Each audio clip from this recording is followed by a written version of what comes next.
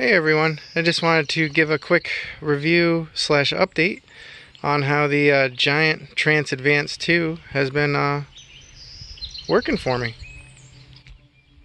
So a couple things. I put a little frame protection on there. Somebody had mentioned in the comments about that. I got some of that 3-inch ISO racers tape or helicopter tape.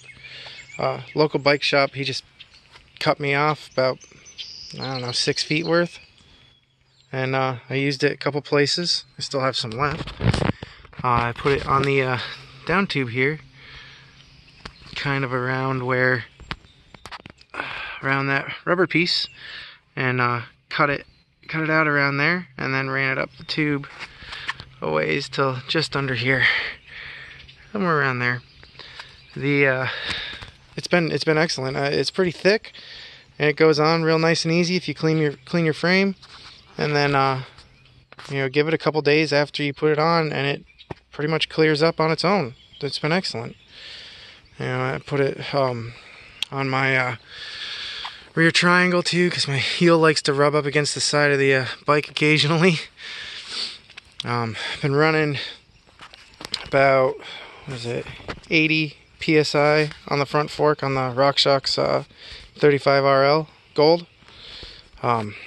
One thing I noticed with it is that with the rebound adjustment,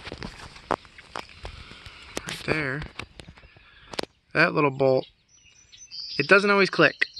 So don't listen for a click. Think of it as like quarter turns. You can tell there's a difference every quarter turn you make on that bolt. So what I've done is I tightened it all the way down so it's fully slow for rebound towards the turtle. And then I backed it out about 10 quarter turns. Is what I tend to like, something that's, got a little bit of playfulness to it, a little faster. But it's been working for me just fine. Once I figured that I'm not listening for clicks, I'm just doing quarter turns. The rear shock, I'm running about 200 psi in it. It's the Rockshox Deluxe Select. When I first got the bike, I was running it with quite a bit. The rebound slowed down quite a bit, and it felt really sluggish, and it felt almost like the back of the bike had become a hardtail. So I bumped it up a little bit, and what's happening is that I tried going over a curb, and I watched how far my shock was going and how far back up it was going before it met itself at the 30%. And it ended up that it was about 4 turns out for me from the slowest setting. So I get a little bit of playfulness out of it, but it's still real sturdy when I'm going around corners, hitting rocks, everything else. It keeps that back tire planted. The dropper post has been working just fine. No problems there at all. Brakes are fine, no problems. And then this SX Eagle drivetrain I am not very happy with. It works, but it can be difficult. It doesn't always want to go into the gear that you want it to go into. I've checked to make sure that it wasn't just a bent hanger back there, and I have checked multiple times. Hanger's fine.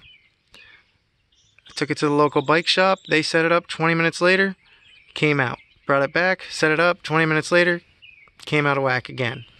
So what we're thinking is that it's just the drivetrain. There's other people that have been having the same issues, and it's been on a lot of 2020 new bikes this year. So I'm gonna wait for this thing to wear out, and then I'll replace it with the NX or GX, probably the GX, just because there's been a lot of really good reviews for it, and that it's something that will be sturdy and work as designed. Other than that, this bike has been phenomenal for uphill. I mean, it climbs just fine. It's pretty quick. It doesn't feel heavy or sluggish or anything like that. It feels pretty playful going uphill. And downhill, this thing just bombs. I mean, it is so much fun. It will make you realize that you don't have to be the best rider in the world. This bike is going to take care of you if you take care of it. It's very forgiving. and it's a lot of fun, and it's definitely helping me become a better rider. That's absolutely positively true. So anyways, if you have any questions, leave them in the comments and I'll write back. I'd still buy this bike if I had the option to buy a new bike tomorrow. I'd still buy this one. It was a great bike. All right, thanks a lot, guys.